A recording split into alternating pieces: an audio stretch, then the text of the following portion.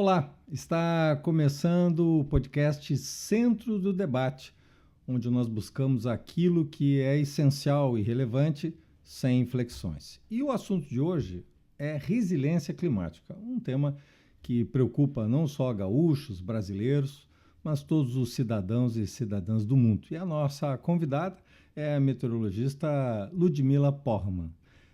Com bacharelado e mestrado em meteorologia pela Universidade Federal de Pelotas, ela viveu 8 anos lá em Pelotas, e doutoranda também em sensoriamento remoto, meteorologia, hidrologia pela Universidade Federal do Rio Grande do Sul. Aliás, o doutorado dela é exatamente sobre o sistema, né, bacia Taquari-Antas. E atualmente ela é pesquisadora, consultora em meteorologia, ela tem aí quase 15 anos já de atuação no mercado, e também a questão da dispersão de poluentes e monitoramento da qualidade do ar. Obrigado pela tua presença, Ludmila. É um desafio, né, ser meteorologista hoje, talvez uma das profissões mais desafiadoras, né? Há um ano, exatamente, o Rio Grande do Sul viveu a sua maior tragédia, né? Todos nós vivemos isso atingiu 90% das cidades gaúchas, né? Ao olhar esse evento extremo que a gente viveu, a gente pode falar que é algo raro que aconteceu aqui? Olá, Jairo, muito obrigada pelo convite. É uma honra estar participando do podcast e poder, né, falar para os teus ouvintes sobre esse tema que, para mim, a minha vida é muito importante. E eu sempre acreditei, né, que todos os dias nos jornais da vida a gente tinha meteorologistas falando como é que iam estar o tempo.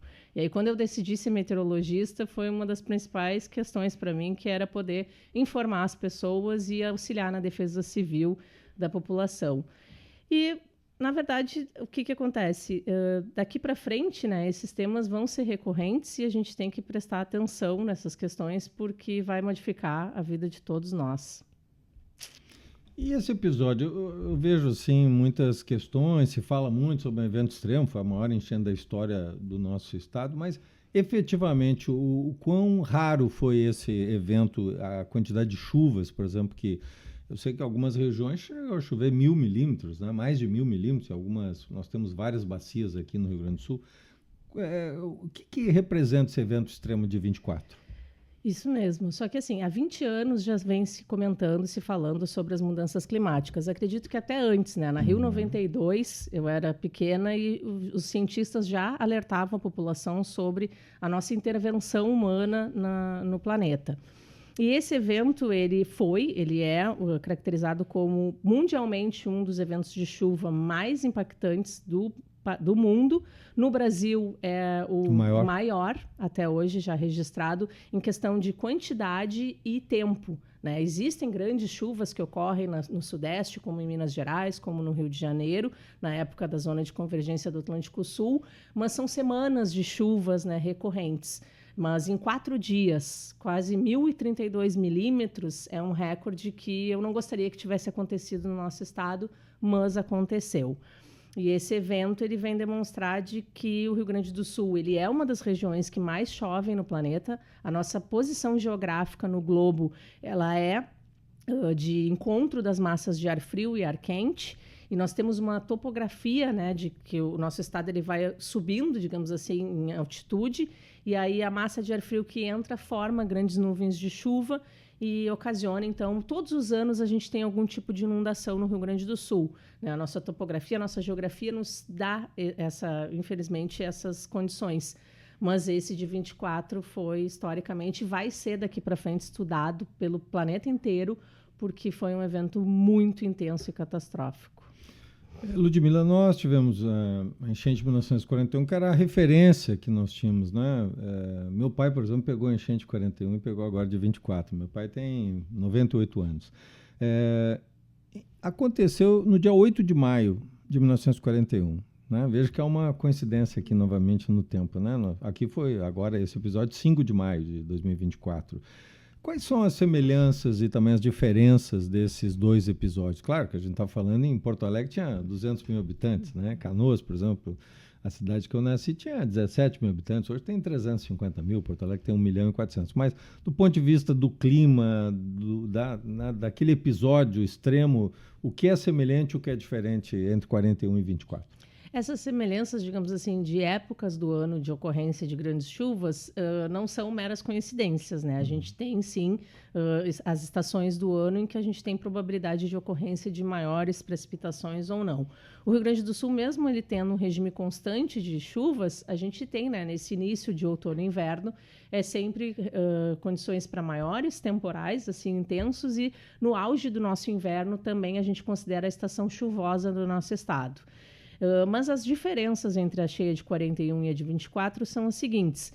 Em 1941, não foi tão rápido a enchente do Guaíba, né? Demorou cerca de 10 dias para se chegar no ápice da inundação, que na época acredito que foi 4,39 metros. 4,76. Foram 60 centímetros abaixo do que da de 24, né?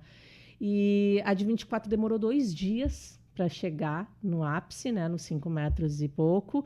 E também a de 41, a enchente durou apenas 20 dias. E essa de 24, nós ficamos cerca de 45 dias com ruas, né, com a inundação em seu evento extremo mesmo, né, de não conseguir chegar nas residências porque até o bairro Sarandi, o Maitá, ainda continuavam embaixo d'água. Então, foi realmente praticamente o dobro do que de 41, essa de 24. E as características também.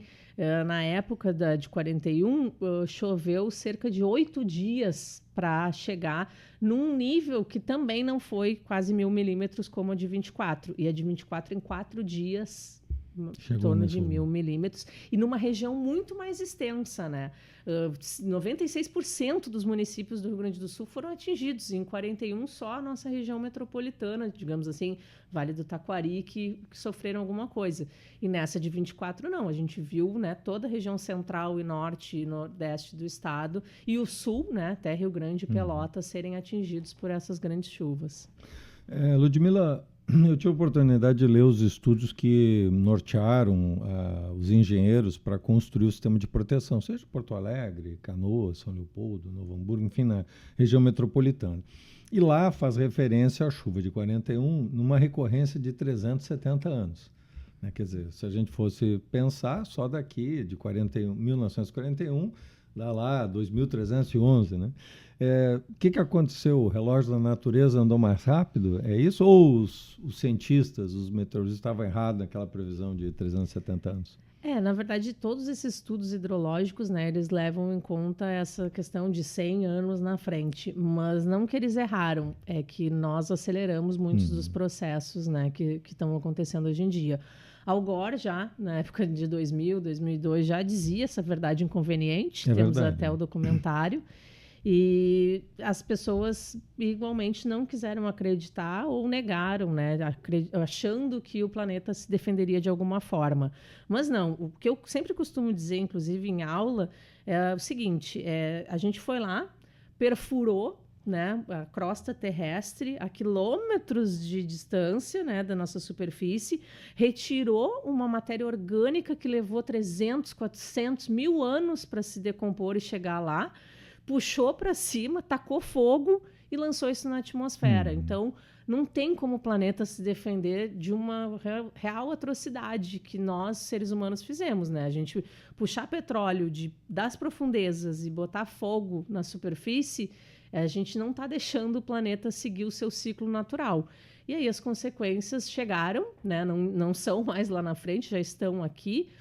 E daqui para frente a gente vai ter que aprender a mitigar ou a se adaptar a essas questões, porque existem estudos que indicam que mesmo se hoje nós interrompermos todas as emissões atmosféricas, a gente, né, zerar, e daqui a 100 anos a gente ainda vai estar sofrendo as consequências do que a gente lançou na atmosfera. É muita tonelada de monóxido de carbono por segundo que a gente lança no planeta e não tem como a Terra se defender ou se reequilibrar tão rápido. O El Niño e a Laninha, que é o contraponto, né, eles são fenômenos que já existem, né, há muito tempo. O que nós temos hoje é o que é uma aceleração, é uma potencialização desses dois processos? Possivelmente. O que acontece? Eles são fenômenos climáticos globais, né, eles sempre ocorreram historicamente, mas eles estão se tornando mais intensos e com uma recorrência mais curta entre eles. Então, antigamente, a gente tinha os estudos que analisavam. A gente tinha um fenômeno Laninha, aí causava seca severa na região sul do Brasil, demorava um intervalo entre 1 ano a 2 anos para a ocorrência de um El Niño, e aí vinha o El Niño, ele levava 1 ano, 2 para ter a sua recorrência, e aí tínhamos esses períodos de neutralidade, esse intervalo entre os dois. E agora não, nos últimos 10 anos, nós tivemos uma laninha extrema, há 3 anos, né, que gerou uma seca severa no Rio Grande do Sul, tivemos uma estiagem absurda, não teve intervalo, o El Niño entrou atrás do fenômeno Laninha. A gente teve um super El Niño também, foi um dos mais intensos da história. Quando os meteorologistas o previram, eles chamavam de Godzilla, que ia ser um El Niño absurdamente impactante. E agora a gente está passando por um período de neutralidade, mas parece que o El Niño já está de novo batendo a porta. Eu tinha visto que seria uma laninha, mas agora estão em dúvida porque o comportamento da TSM, né, a temperatura da superfície do Pacífico, está instável. Não está, digamos assim, ele pode aquecer daqui 4 meses ou vai ser difícil resfriar para gerar uma laninha. Então, dependendo, a gente vai ter outro El Niño na porta no que vem. Esse próprio episódio que ocorreu agora em Buenos Aires já é algo que, né, deixa a gente preocupado, né? Essa chuva intensa que ocorreu, choveu 5 vezes a média do mês, né, em poucas horas, né? Isso talvez já seja um sinal, né? Com certeza. A gente ter esses eventos intensos, né, extremos, de uma maneira repentina, digamos assim, já é um indício de alguma coisa que pode vir ali na frente, que, infelizmente, né, vai ser a nossa realidade daqui para frente. Ludmila, 41 nós tivemos El Niño, né? Interessante é que em 42 nós tivemos a pior seca da história do Rio Grande do Sul, né? Claro que nós tivemos um ciclo de seca muito forte agora, 20, 22, 23, né? E 24. Sempre acompanha isso, quer dizer, ou vem uma laninha forte, depois um ninho forte, ou o inverso, mas sempre elas estão presentes. É o que nós vivemos lá em 41, 42, é o que nós vivemos agora, com seca primeiro e a chuva intensa no ano passado. É que quando esses fenômenos eles acontecem, a gente consegue ver essa maior magnitude e aí nos choca essas, digamos assim, coincidências. Em 41, a seca veio após a grande inundação. Em 24, a inundação veio após a grande seca. E digamos assim, naturalmente explicável essa grande inundação após a seca, porque quando a gente tem uma estiagem muito grande, o solo, né, se torna muito seco e aí ele não consegue reter a umidade. Ela acaba escoando de uma maneira muito abrupta, que foi o que aconteceu em 24. O solo, mesmo se a chuva não tivesse sido extrema, né, que foi histórica, o solo teria absorvido um pouco mais dessa quantidade de chuva se ele tivesse numa condição normal. Como ele já estava muito seco, auxiliou para o escoamento e a velocidade de vazão das águas serem mais abruptas e aí causarem esse evento tão destruidor e devastador. Mas nos choca essas coincidências, né? De sim, fenômenos muito intensos são um depois do outro porque as condições estão extremas, né? E nós tivemos também um El Niño em 2015, né? Que nós tivemos 2015, 2016, também foi muito intenso. Nós tivemos chuvas de granizo, nós tivemos chuvas intensas que ocorreram. Quer dizer, a gente vê se aproximar, né? Nós tivemos 2015, agora 24. São momentos, há uma aceleração, de fato, nos processos, né? Pois é, e é o que todo mundo pergunta, né? Diversos empresários da região do Vale do Taquari nos perguntam a questão, eu devo esperar daqui a 4 meses uma nova inundação ou daqui a 50 anos? E a ciência, hoje em dia, não tem como dizer se realmente a gente vai levar novamente 50 anos para ter um novo episódio ou se daqui a 7 meses, porque nós tivemos em setembro de 2023 a inundação que devastou Mussum, Encantado, e aí em novembro veio outra, e em maio, né, 4, 5 meses depois, mais uma maior de todas ainda. Então, o que se pode dizer é que, infelizmente, eu acredito que não tem mais como dar esses prognósticos de 50 anos ou 4 meses, que a gente tenha que investir em defesa civil, em monitoramento, né, para que a ciência auxilie na nossa proteção da vida, mas de que o estado do Rio Grande do Sul ele é propenso a essas inundações, elas ocorrem uma vez por ano, e cabe a nós estudar meios para que a população não volte às áreas, né, de risco, e também para que ela tenha essas previsões mais assertivas e com tempo hábil para que a população possa se organizar e se proteger, para que a gente não fique de novo sem água, sem luz, sem, né, suprimentos. Imagina, Porto Alegre, a gente ficou ilhado, só tinha uma rodovia para chegar à capital do estado. Então, o nosso papel daqui para frente é a resiliência. Isso vai acontecer, é fato. Como que a gente vai trabalhar para a proteção da defesa civil e não sofrer tantas consequências e ter que tirar as pessoas de hospitais ou de suas casas, né, de uma maneira tão absurda e rápida. Isso também, essa imprevisibilidade, ou seja, né, diferente lá no passado, que a gente diz, daqui a 370 anos vai ocorrer, hoje nós não temos uma certeza, né? Isso também significa que tem que botar o pé no acelerador nas obras e nas as ações para a defesa também, né? Diques, casos de bombas, sistemas de proteção, que são muito importantes, né, Ludmila? Tudo, sistema de comunicação. A gente teve agora no Summit da URGS a presença do Dr. Oswaldo de Moraes, que é um dos maiores pesquisadores também em mudanças climáticas do país. Ele trabalhou como diretor do CEMADEM durante muitos anos e é uma referência também, né, na ciência brasileira nesse aspecto. E o Oswaldo ele fala que não estamos preparados e dependendo daqui a 10 anos a gente ainda não vai estar, porque os governos não investiram nessa questão de as emergências, né? Como que a gente vai lidar com a questão de luz, de água potável, de comunicação, né? Porque na hora que falta a energia, como que a gente vai ter internet, como que a gente vai ter o transporte para as outras regiões ou para receber, né, salvamento de outras regiões. Então, tudo isso eu acho que tem que ser pauta total dos governos para a gente poder ter essa resiliência climática, que é a nossa realidade. Agora não tem como retroceder ou tapar o sol com a peneira. A gente tem que aprender como se defender dessas questões. Ludmila, eu lembro que quando as chuvas começaram lá em 27 de maio do ano passado, eu sempre procurei acompanhar bastante a questão da previsão e também acompanhando, né, o quanto corria de chuva. A previsão original era entre 200 milímetros, e algumas regiões falou até em 300, mas você mesmo colocou os dados, tem regiões que passaram de 1.000 milímetros. O que ocorreu? Foi uma agudização no processo, ou seja, havia uma previsão original de chegar a isso e no processo acelerou? O que aconteceu efetivamente? A meteorologia ela evoluiu muito em todos esses anos e a gente se baseia em modelos numéricos de previsão de tempo. Os modelos numéricos eles são modelos computacionais, né, com as equações físicas da hidrodinâmica da atmosfera. E essas equações elas dependem de dados, né, observados. Então, durante o dia, a gente tem as estações de monitoramento espalhadas pelo planeta, elas estão captando dados, e esses dados eles são a entrada desses modelos, eles são atualizados constantemente. Por isso que a gente fala, né, nos supercomputadores, por isso que o INPE tem um supercomputador e tem que ter esse investimento. Às vezes as pessoas pensam, mas né, eu estou com o meu computador há 5 anos e está bom. Mas os nossos cálculos, eles levam... São muito complexos, né? Bilhões de cálculos por segundo para gerar uma saída de previsão de tempo para o globo, né?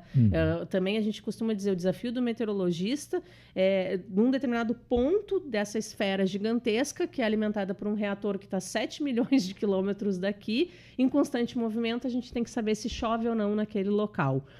E aí, o que acontece? Mesmo com toda a tecnologia que a gente tem atualmente, com todos esses supercomputadores, os dados de entrada ainda são muito limitados, né? Para vocês terem uma ideia, o Rio Grande do Sul agora vai receber, acho que 100 estações ou 90 estações do Instituto Nacional de Meteorologia, mas em 2024, depois da pandemia, a gente estava com um déficit de 45% das estações funcionando, que já são escassas, a gente não tem estações em todas as cidades, e ainda pós-pandemia a gente teve uma perda de equipamentos também absurda, porque não tinha pessoas para operar e não tinha mais investimento. E isso não é só no Brasil, isso é na América Latina como um todo, né?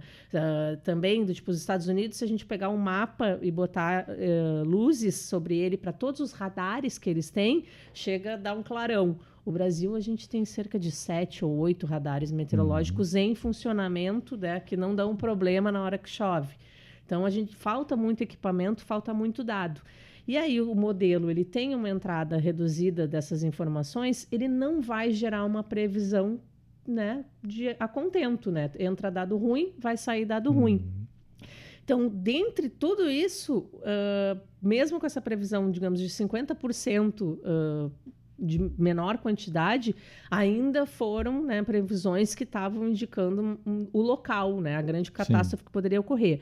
E também a gente tem um problema, o meteorologista ele não pode entrar a cada 30 minutos na mídia para dizer, olha, gente, mudou a previsão, aumentou esse valor.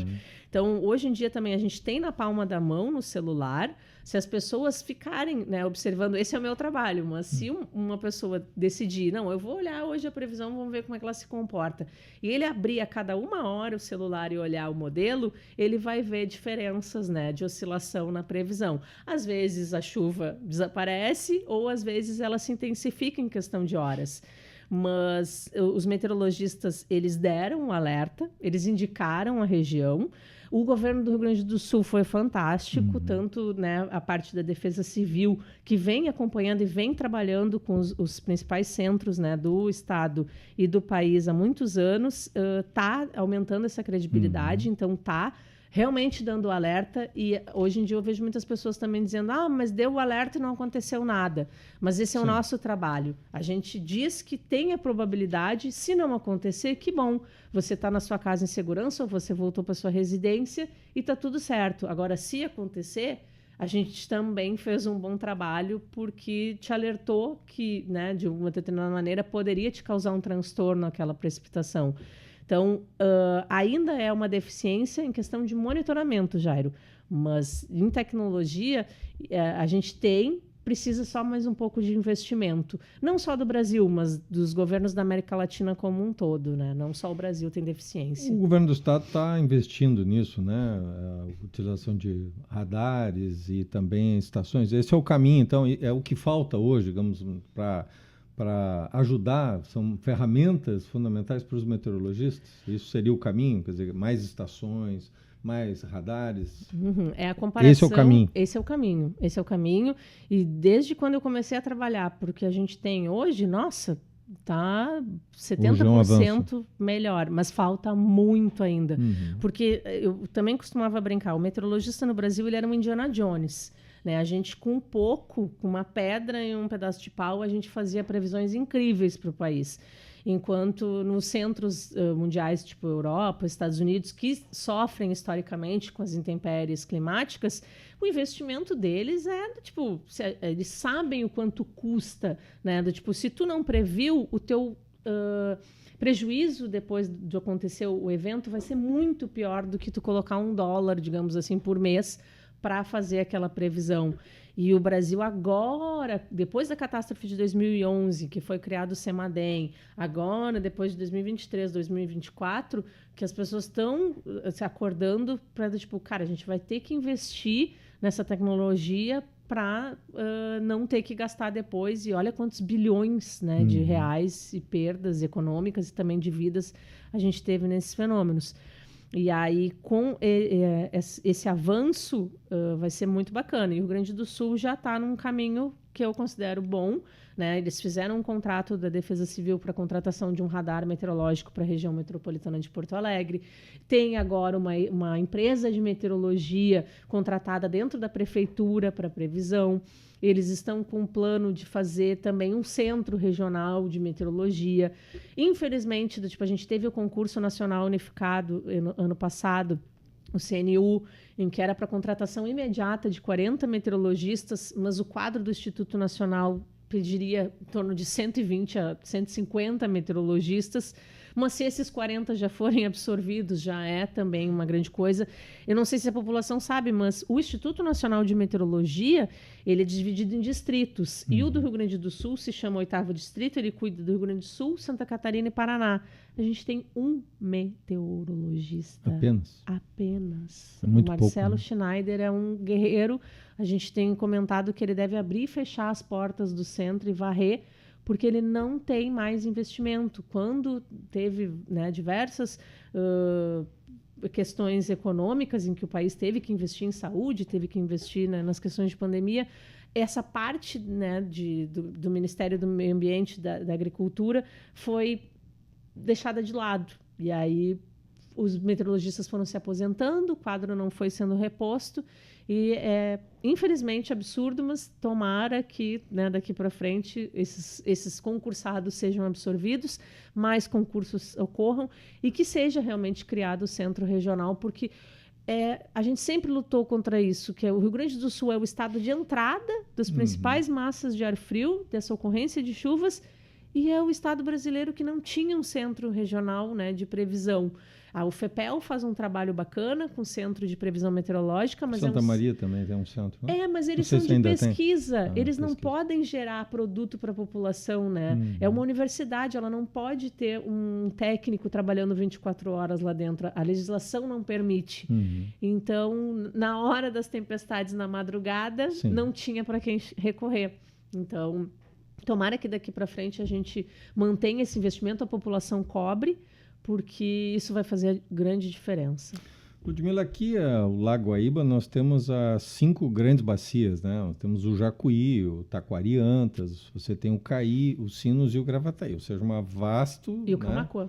E ainda complementa, né? Você tem, portanto, uma vasta região do estado, né? Uma coisa que eu senti, eu estava ali também na linha de frente no ano passado, é a informação combinando a chuva com hidrologia.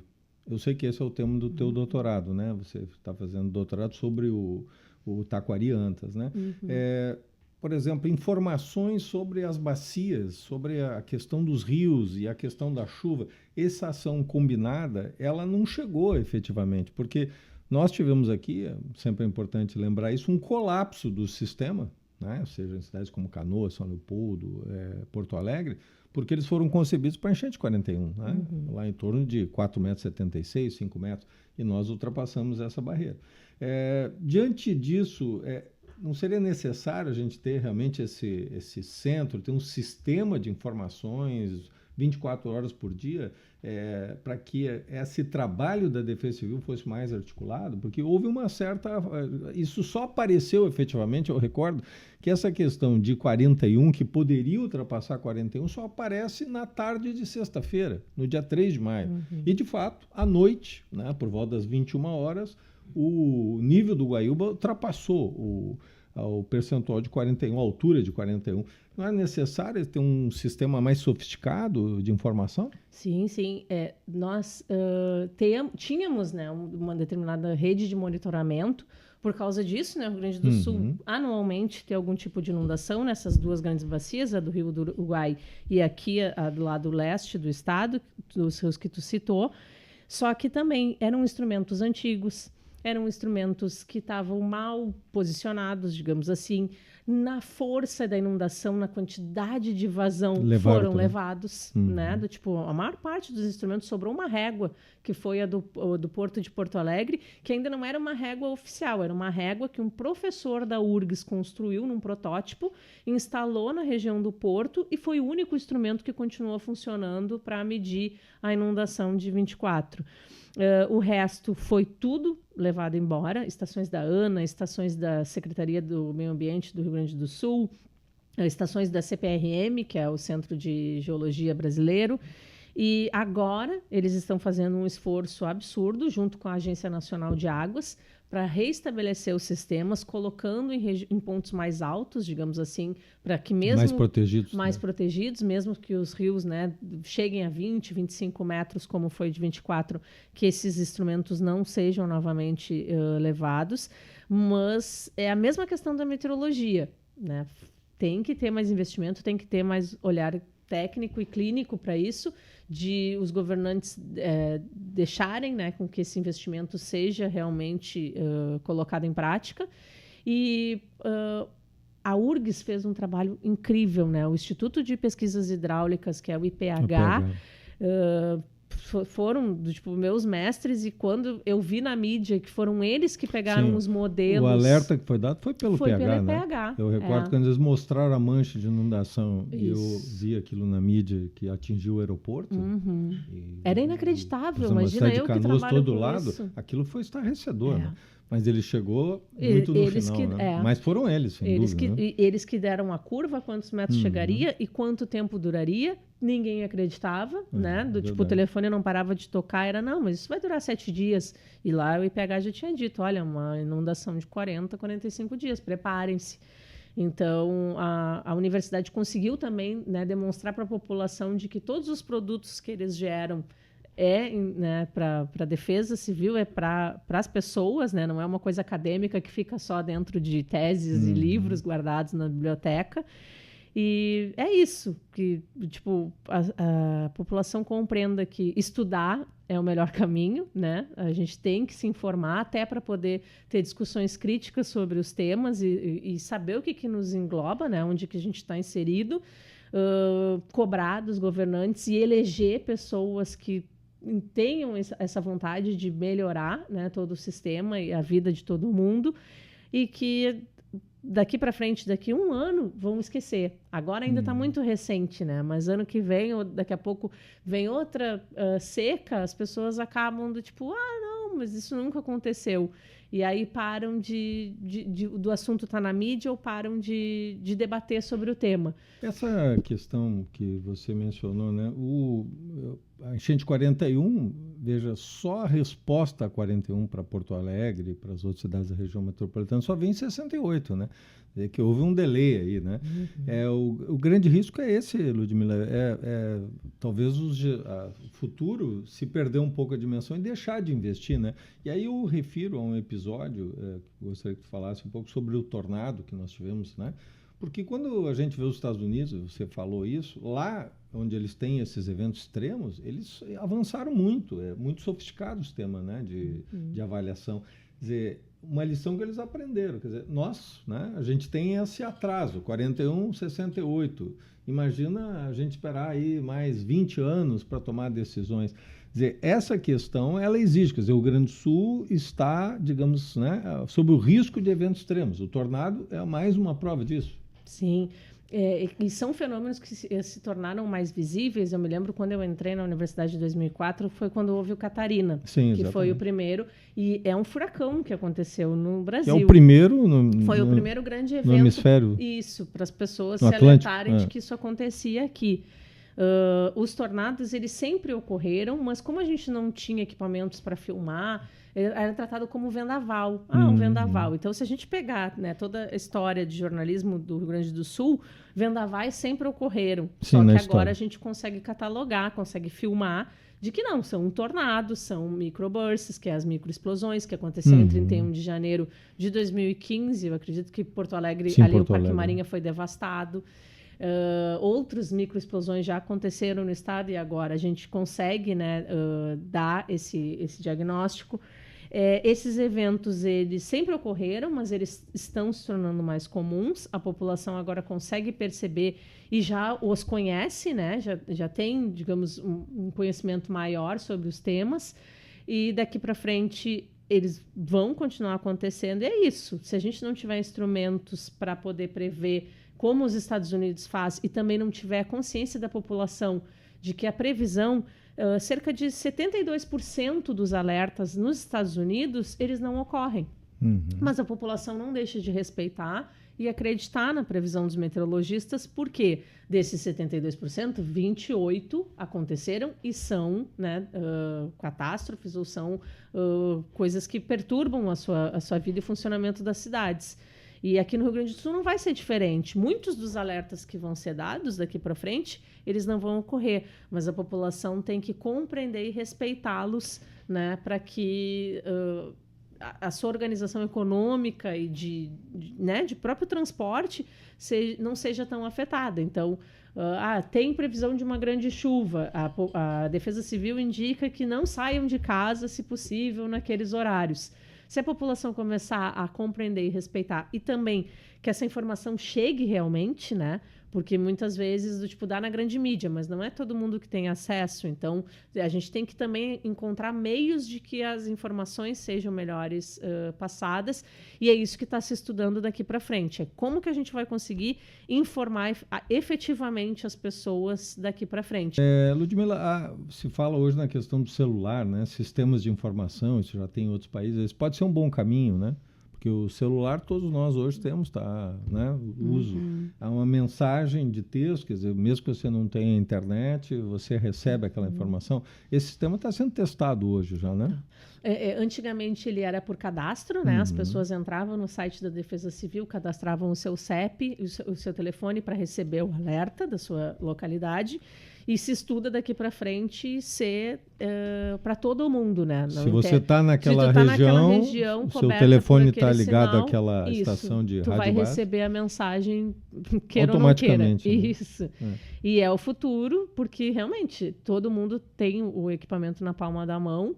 E quem não tem, pelo menos as pessoas próximas hoje, vão ter. A grande maioria tem, né, acesso. Para a gente aí. fechar, Ludmila, quando houve o Acordo de Paris, houve uma grande expectativa que o mundo ia se alinhar em razão, né, até o Al Gore, que você fez referência, estava presente, ele era vice-presidente do Obama, então houve todo um alinhamento. No entanto, passado o tempo, a gente vê que o Acordo de Paris ficou um pouco a desejar. E hoje, muitas contradições, próprios Estados Unidos, né? Como é que isso tem sido tema, né? O Nobre, por exemplo, esteve aqui recentemente no Rio Grande do Sul, que é um dos grandes cientistas, né, sobre a questão do clima. Digamos que esse quadro se agudize. O que a gente pode esperar para os próximos 50 anos? Eu acho que essa é uma questão que eu gostaria que você colocasse. Né? Muitas vezes a gente tem aquela coisa, não, vamos deixar, vamos postergar, mas o que pode acontecer, especialmente aqui no Rio Grande do Sul, nos próximos 50 anos, se esse quadro se agudizar? A previsão de todos os centros, né, grandes de pesquisa em mudanças climáticas, o IPCC, aqui o pessoal do INPE, é de que se as mudanças climáticas permanecerem no ritmo que estão ocorrendo, em cerca de 50 anos o Rio Grande do Sul estará embaixo d'água. Né? Nós teremos que ser migrantes climáticos, né? Nós vamos ter que ir embora daqui porque o estado realmente vai sofrer com chuvas extremas, inundações que não vai ser mais condições de ser habitado. Infelizmente, a gente vê, né, em cerca de 30, 40 anos, muita discussão, mas nada realmente feito. Eu espero que essas culturas estejam se modificando, que realmente as grandes potências invistam, né, em questões de melhoria de tecnologias para geração de energia, que a gente não precise mais desmatar ou inundar ou queimar petróleo para ter energia, que a gente invista em eólica e solar, e que também, né, as novas políticas, os novos gestores que estão para vir por aí coloquem tudo isso em prática e saibam, né, a responsabilidade que tem nas mãos. Mas se permanecer, infelizmente, os prognósticos, né? E não tem como fugir disso, porque todos indicam a mesma coisa. Aí vem das pessoas acreditarem ou não na ciência, né? De que a gente vai ter muitos migrantes climáticos no planeta, porque várias regiões serão, né, devastadas ou inundadas. Oxalá que não ocorra, né? Não. Mas depende também da gente não ser negacionista, né, Ludmila? Isso. E uma coisa simples, Jairo, que eu também costumo dizer, se cada um fizer a sua parte, seja no separar o lixo de casa, né? Coloca o lixo limpo no lugar certo, coloca o lixo orgânico direitinho, isso já é de grande valia para a população como um todo. Não joga lixo no chão, sabe? Viu uma coisa errada na sua cidade, vai ali, é parte de você também. Como tu arruma a tua casa, não custa tu auxiliar a arrumar a tua rua, arrumar teu bairro, né? Para que todo mundo vai ser impactado de uma forma ou outra. E depende de todos nós, né? O pouquinho que cada um fizer vai auxiliar para todo mundo na frente. A gente quer agradecer a participação da Ludmila Porgman, que nos trouxe aqui essas reflexões sobre o tema da resiliência climática, as mudanças do clima. Eu te espero na próxima semana nesse podcast que tem exatamente esse objetivo de pensar as questões do presente e do futuro, sem inflexões, olhando para frente. Até lá! Isso?